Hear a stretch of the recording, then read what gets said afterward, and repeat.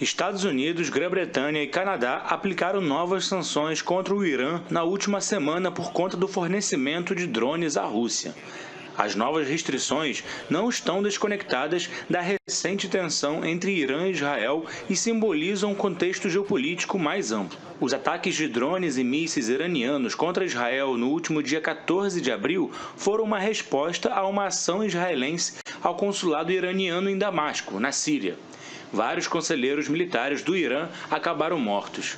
Todos esses acontecimentos geraram um grande alerta de que a crise na região do Oriente Médio poderia escalar para uma guerra. No entanto, as partes não realizaram mais ações agressivas diretas e a tensão foi atenuada.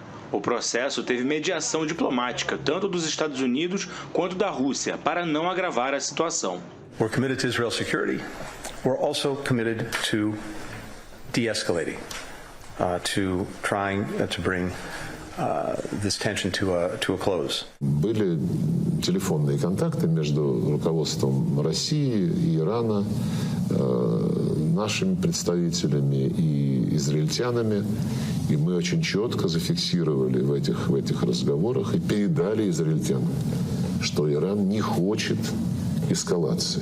Apesar de uma escalada mais drástica entre Israel e Irã ter sido evitada, a situação entre os dois países entrou em um novo momento de tensão. Eu veria dentro dessa movimentação dupla. A escalada aconteceu, a gente está em um novo momento de relação conflituosa entre Israel e entre o Irã, mas ambos os países chegaram à conclusão de que essa escalada pode parar por aqui, né? De que não é interessante um próximo movimento.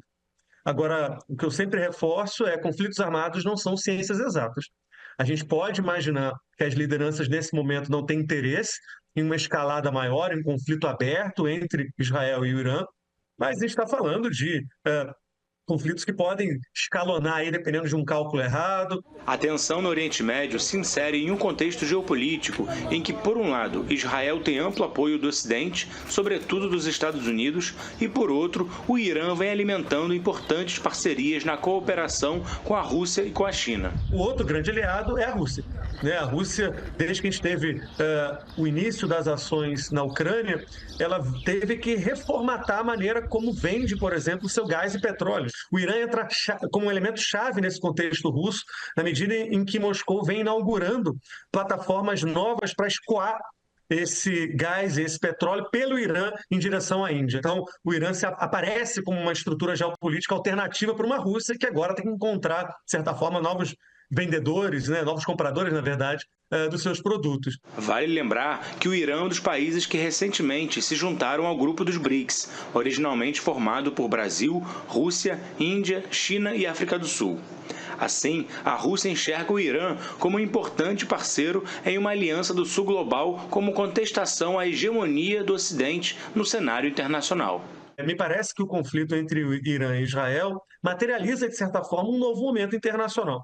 Um momento em que a gente tem potências como a Rússia e a China articulando alianças, premissas e visões de mundo que são muito distintas do Ocidente e que, de certa forma, têm capacidade de mudar o sistema internacional. Para além da tragédia humanitária, que são esses conflitos nesse momento no Oriente Médio, eles são, sim, muito representativos de um novo momento da multipolaridade, de um novo momento em que países do chamado Sul global querem ter mais voz, de alguma maneira querem ter uma articulação mais ampla e embaralha um pouco o jogo.